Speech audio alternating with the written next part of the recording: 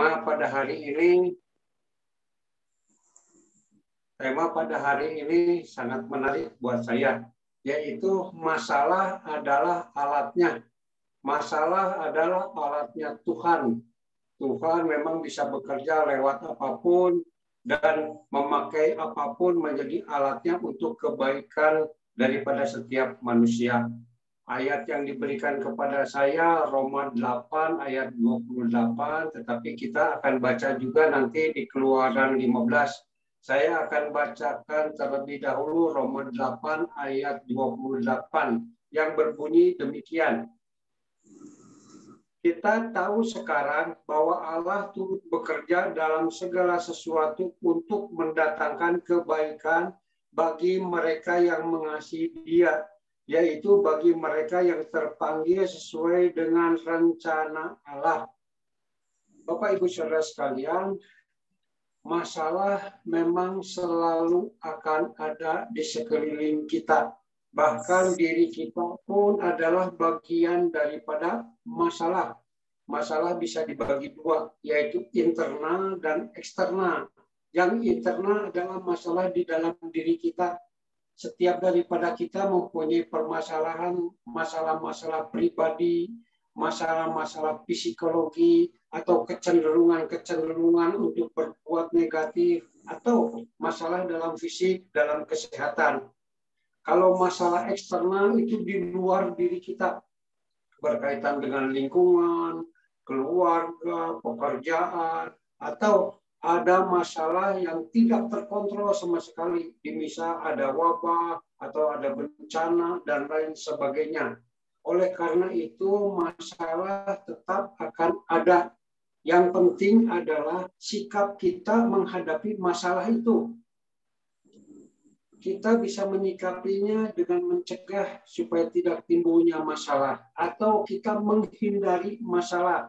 Tetapi kalau masalah tidak bisa dicegah, tidak bisa dihindari, harus diselesaikan.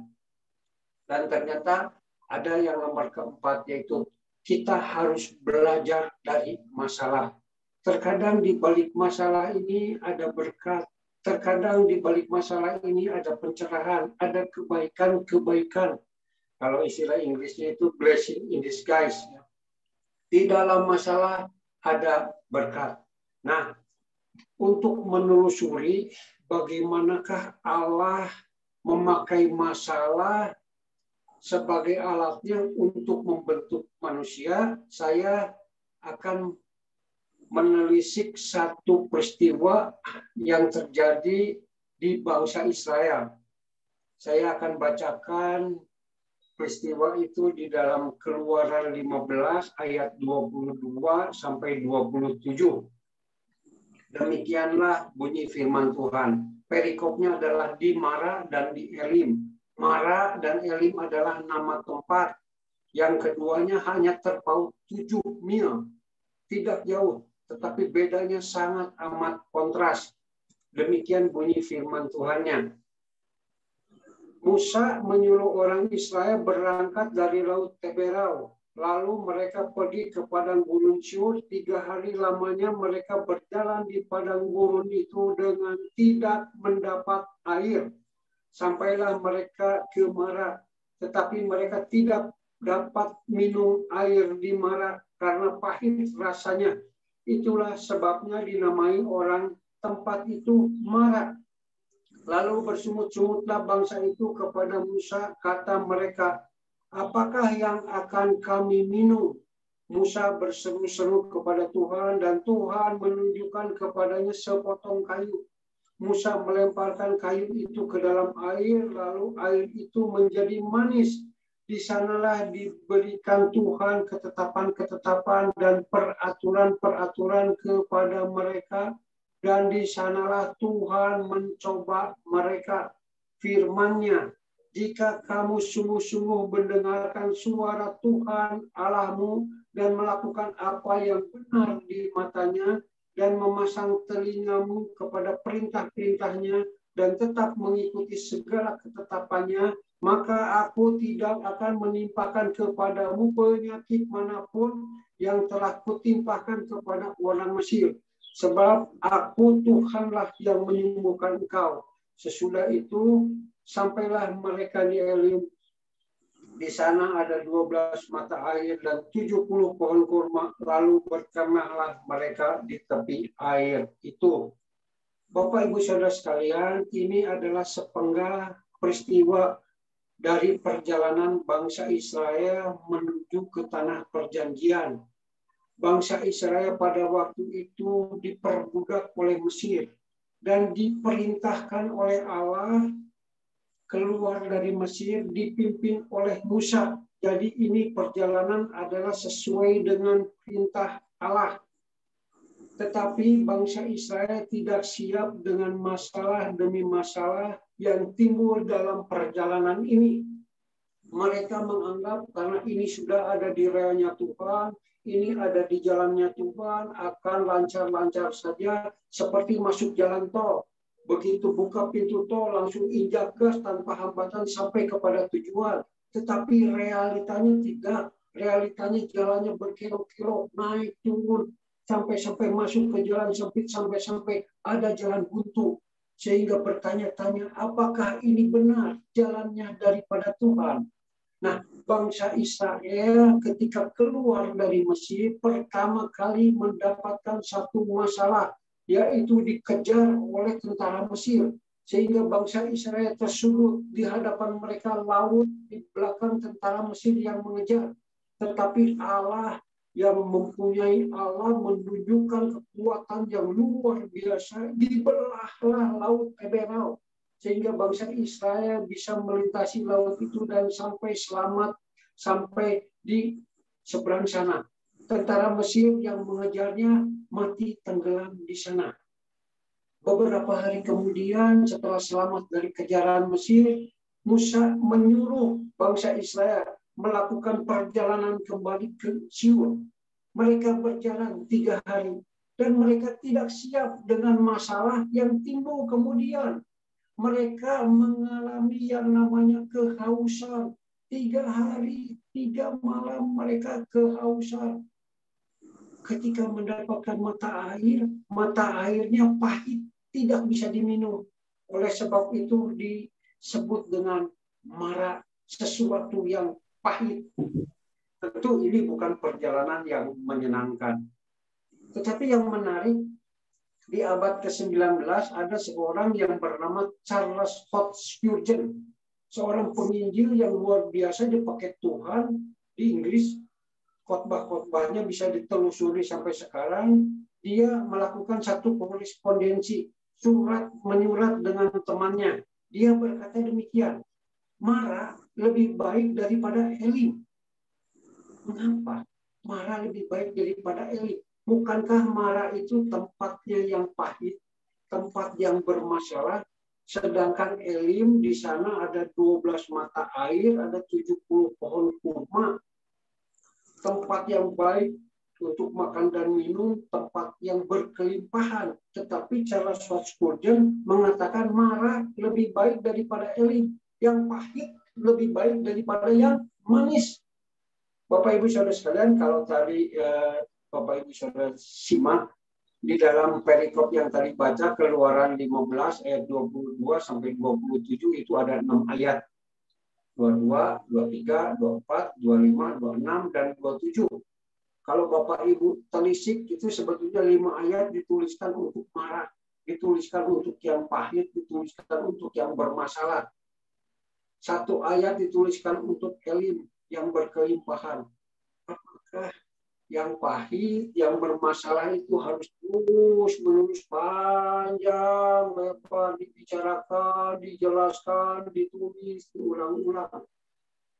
Tapi ternyata setelah saya pelajari, memang marah yang pahit itu lebih baik daripada yang manis. Nah, timbul pertanyaan besarnya. Mengapa marah di tempat yang pahit, di tempat yang bermasalah, itu lebih baik daripada Elim di tempat yang berkelimpahan? Yang pertama, di Mara itu ada yang namanya ujian. Nah, di dalam ayat yang ke-25 tadi dikatakan Tuhan mencoba mereka. Nah, saya ganti kata mencobanya. Kalau kata mencoba itu cenderung menjerumuskan, cenderung menjatuhkan, saya ganti dengan menguji. Tuhan menguji bangsa Israel ketika ada di Mara, ketika ada di tempat yang pahit. Nah, biasanya kalau ujian ini akrab di kalangan anak-anak sekolah. Ada UTS, ada UAS, harus lulus baru bisa naik kelas. Kalau SD naik kelas 1, 2, 3, 4, 5, 6. Kalau kelas 6-nya tidak ikut UAN, ujian akhir nasional, saya yakin dia tidak akan diluluskan. Demikian juga dengan SMP. 9, 10, 8, 9, 10 harus lulus UAN baru diluluskan. Demikian juga dengan SMA. Demikian juga dengan yang kuliah semester 1 sampai semester 8 IP-nya 4 lebih tapi skripsinya tidak lulus, saya yakin tidak akan diluluskan. Berarti yang namanya ujian itu kita harus lulus baru bisa naik level, baru bisa naik peringkat. Berarti ujian adalah anak tangga untuk naik peringkat. Jika tidak lulus ujian, maka akan mengulang di tempat yang sama berputar-putar. Demikian juga yang dialami oleh bangsa Israel. Bangsa Israel melakukan perjalanan dari Mesir ke tanah perjanjian itu diputar oleh Allah 40 tahun. Perjalanan yang sangat amat melelahkan. Kalau para ahli memperkirakan kalau ditarik dari Mesir ke tanah perjanjian, dihitung dengan kecepatan laki-laki berjalan itu hanya 45 hari. Oke lah, pada waktu itu bangsa Israel 2 juta orang. Ada nenek-nenek, ada kakek, ada anak-anak, bawa ternak, pakai gerobak, jadi bergerombol dengan lambat berjalan. Para ahli mengatakan itu harusnya 18 bulan sampai ke tanah perjanjian. Dan benar, 2 tahun pertama mereka sampai dengan Kades Barnea. Di Kades Barnea Musa bisa melihat tanah perjanjian. Sehingga Musa mengutus 12 wakilnya supaya melihat situasi daripada tanah perjanjian. Dan ketika balik lagi, 12 wakil ini melaporkan 10 yang negatif, 2 Yosua dan Kaleb yang positif. Dan setelah mereka melaporkan itu, tercatat 38 tahun kemudian baru masuk ke tanah perjanjian. Jadi totalnya 40 tahun. Mereka diputar mengulang-ulang di tempat yang sama karena tidak lulus ujian. Bapak Ibu Saudara sekalian, ujian juga bisa berarti demikian sortir. Kalau di pabrik mungkin produksi barang-barang sebelum dilempar ke dijual itu masuk dulu ke bagian quality control. Kalau sesuai dengan standar baru dipacking, baru dikirim dan dijual. Kalau tidak sesuai dengan standar, judulnya adalah disisihkan, judulnya adalah disortir. Dan demikian juga dengan kita di dalam kehidupan ini. Kita kalau tidak memenuhi tuntutan-tuntutan dari standar-standar yang ada di dalam masyarakat, seleksi alam akan menyisihkan kita. Oleh karena itu harus kita upgrade terus kemampuan kita supaya kita tidak disisihkan. Bapak Ibu Saudara sekalian, balik sedikit ke peristiwa Israel, bangsa Israel dikejar oleh tentara Mesir dan diselamatkan, dibelah Laut Teberau, selamat. Nah, mereka ini imannya melonjak-lonjak. Wah, mereka bersukacita. Seolah-olah selangkah lagi masuk surga. Iman yang luar biasa. Tetapi setelah diuji 3 hari tidak mendapatkan air minum, iman yang luar biasa itu hilang tanpa jejak. Mereka bersungut-sungut, mereka mengeluh, menandakan bahwa orang Israel setelah diuji imannya adalah iman yang recehan. Itu keuntungan adanya di Mara karena adanya ujian. Yang kedua, di Mara adanya pernyataan Allah. Kalau kita baca teks yang tadi, Israel mendapatkan mujizat mendapatkan mujizat itu dimarah di tempat yang pahit, di tempat yang bermasalah, bukan di Elim, bukan di tempat yang berkelimpahan, tetapi dimarah. Israel mendapatkan peraturan-peraturan itu dimarah di tempat yang pahit, di tempat yang bermasalah, bukan di Elim, bukan di tempat yang kelimpahan. Israel mendapatkan pernyataan daripada Allah, janji Allah bahwa Yahweh Rafa, Allah penyembuh, itu dimarah di tempat yang masalah, di tempat yang pahit, bukan di Elim, di tempat yang berkelimpahan. Saudara-saudara, Allah terkadang dengan unik bekerja dengan cara apapun, dan banyak orang yang ketika jatuh ke dalam titik nadir yang paling bawah, terkena masalah yang luar biasa, sehingga kiri, kanan, depan, belakang, atas, bawah, tidak ada yang bisa menolong lagi. Pasangan tidak bisa menolong lagi, entahkah istri, entahkah suami, tidak bisa menolong lagi, apalagi pacar, tetangga-tetangga kita tidak bisa menolong kita lagi, saudara-saudara kita tidak bisa menolong kita lagi, pejabat yang kita kenal pun tidak bisa menolong kita lagi, pendeta kita pun tidak bisa menolong kita lagi. Yang ada adalah ini dengan Tuhan. Nah, ketika kondisi ini, maka berteriaklah, Tuhan tolonglah.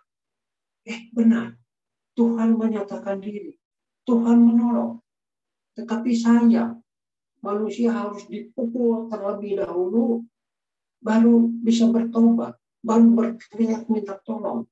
Kalau dikasih bisu saja, tidak akan bertobat. Itulah salah satu keuntungan daripada marah. Selain ujian, ada pernyataan Allah. Dan yang ketiga, mengapa marah lebih baik daripada Elim? Karena ada pendidikan Allah.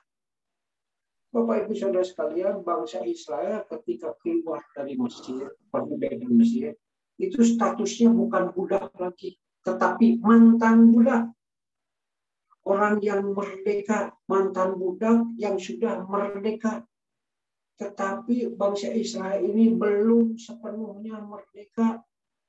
Karena masih bersungut-sungut, karena masih mengeluh, dan lain sebagainya. Yang menandakan bahwa mereka bermental budak. Jadi bangsa Israel ini adalah orang yang merdeka, tetapi bermental budak. Oleh karena itu perlu dididik oleh Allah. Ketika bangsa Israel mendapatkan mata air yang pahit, air rasanya, mereka mengeluh kepada Musa, bersungut-sungut, Musa, apakah yang harus kami minum? Musa tidak berdebat dengan mereka, tetapi Musa berdoa, berseru-seru kepada Allah. Dan Allah menunjukkan ranting supaya dimasukkan ke dalam air itu. Dan yang luar biasa, kuasa doa itu mengubah yang pahit menjadi yang manis. Yang bermasalah tidak ada kepahitan lagi, tetapi keluar yang manis. Itu adalah kuasa daripada doa.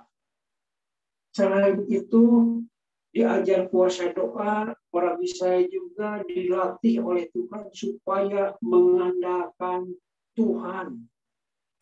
Karena untuk menghilangkan haus, untuk setetes air saja harus mengandalkan Tuhan. Tidak bisa mengandalkan diri sendiri, harus mengandalkan Tuhan.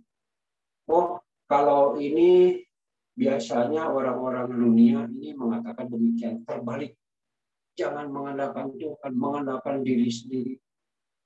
Kalau engkau ingin sukses, tunjukkanlah kemampuanmu, tunjukkanlah kehebatanmu, tunjukkanlah prestasi-prestasimu, sembunyikanlah kelemahanmu. Itu prinsip sukses daripada orang dunia. Tetapi di hadapan Tuhan tidak bisa kita berkata, Tuhan, aku hebat. Tidak bisa. Kita harus mengakui kelemahan-kelemahan kita di hadapan Tuhan. Baru Tuhan bisa bekerja atas hidup kita. Bapak Ibu Saudara sekalian, tidak ada yang sempurna di antara kita. di antara kita, setiap pribadi kita, orang-orang yang bermasalah, yang harus minta Tuhan ubahkan. Dan kalau kita mempunyai pribadi yang penuh dengan masalah, tidak usah kecil hati, tidak usah minder. Datang ke kaki Yesus, minta Tuhan ubahkan. Banyak tokoh-tokoh Alkitab diubahkan oleh Tuhan. Contohnya, Abraham. Abraham dulunya adalah seorang pengecut. Ketika berjalan dengan istrinya, Sarah ditanya oleh seorang lainnya, siapakah itu? Abraham tidak mau mengaku istrinya karena takut dibunuh. Bapak, Ibu, Saudara, kalau berjalan dengan pasangan, siapa itu? Ini bukan istriku, ini pembantu. Wah, bisa jadi masalah. Kalau berjalan dengan suami, siapa itu suamimu? Oh, bukan, ini supir saya. Oh, itu bisa menjadi masalah. Tapi itu dilakukan tuh oleh Abraham. Tidak mau mengakui pasangannya. Tapi ternyata diubah oleh Tuhan menjadi bapa segala orang beriman.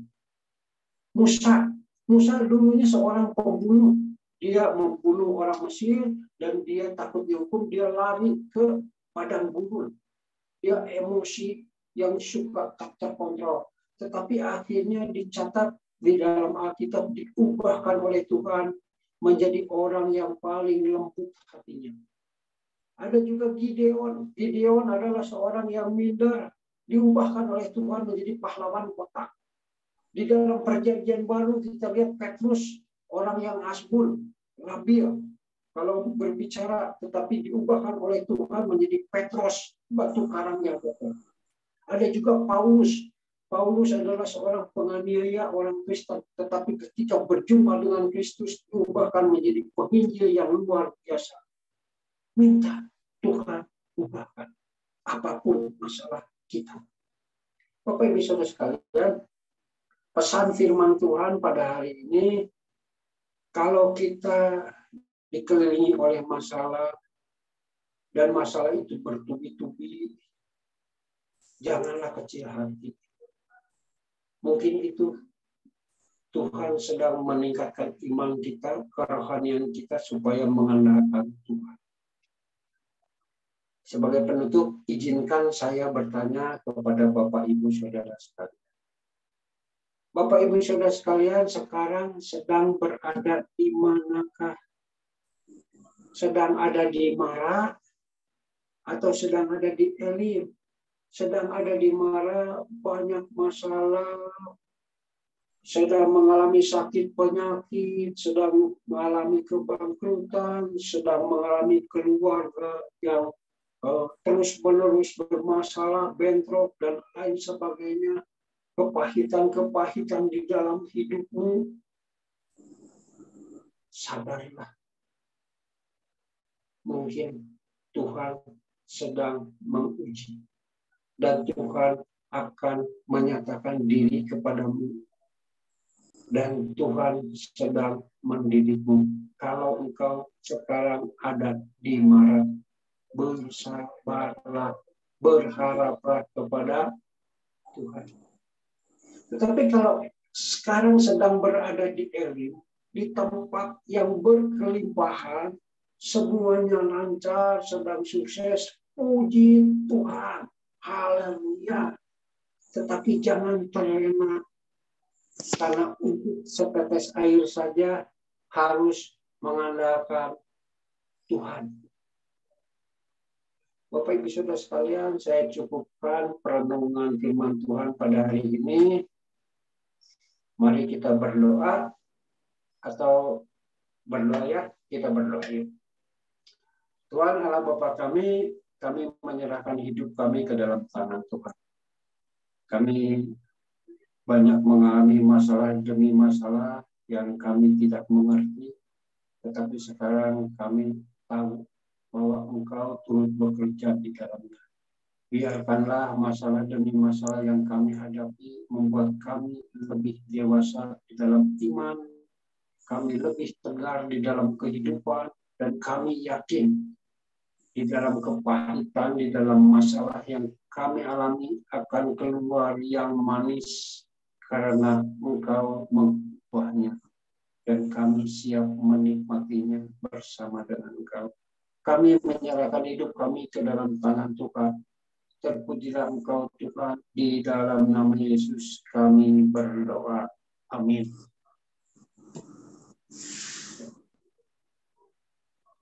Silakan.